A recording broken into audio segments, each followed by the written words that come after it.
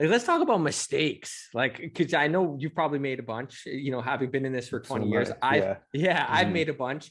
Yeah. I'll give an example where, and you don't know until you do this, right? And you start to progress with it too, because that's the big thing. Because you might get away with it. Yeah, it feels good for 1 or 2 or 3 sessions, and then you start to run Right. into the issues, and then that's when you're like, okay, this was a stupid idea, right? But like, for example, doing heavy front squats the day after an upper body day. You wouldn't think about it, but for example, if you just trained heavy back the day before you're doing heavy front squats, it's like, how much thoracic extension is required to do those heavy front squats. It's like if your back is fried from the day before, I've hurt myself doing that. So Right. Yeah. we're talking about organizing training properly.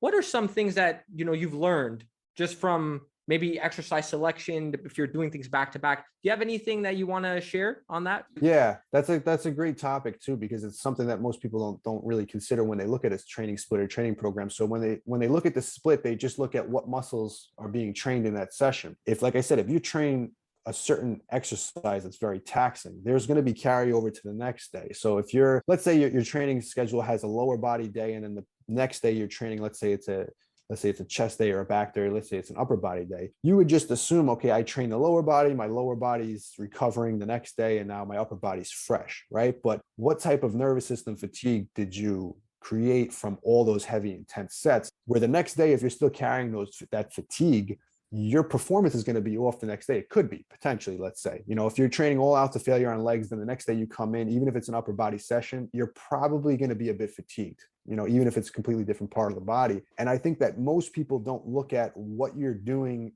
in that session when setting up a program. They just look at the split itself to say, okay, this is leg day. The next day I'll go in, I'll be fresh because it's upper body day, or vice versa. I did back on Monday, I can go in and train chest on Tuesday. But if you're training exercises that are very physically demanding back to back in each session, that fatigue level generally will build over time. So let's just say Monday you're doing squats, Tuesday you're doing, let's say, bench and overhead press. And then Wednesday you come in, you're doing rows, maybe you're even deadlifting.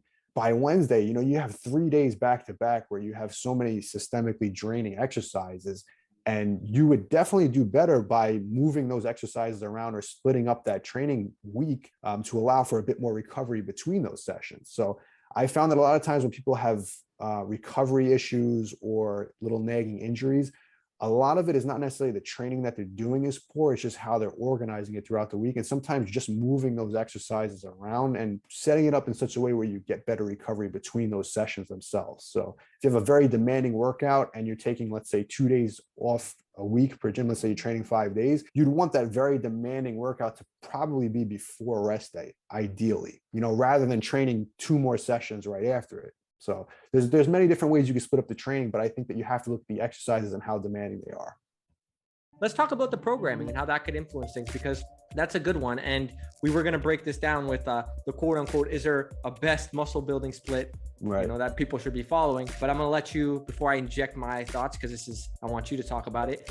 Maybe you can provide some insight for the listeners with that. Yeah. A lot of people will talk about the split itself, and they'll assume that the best split is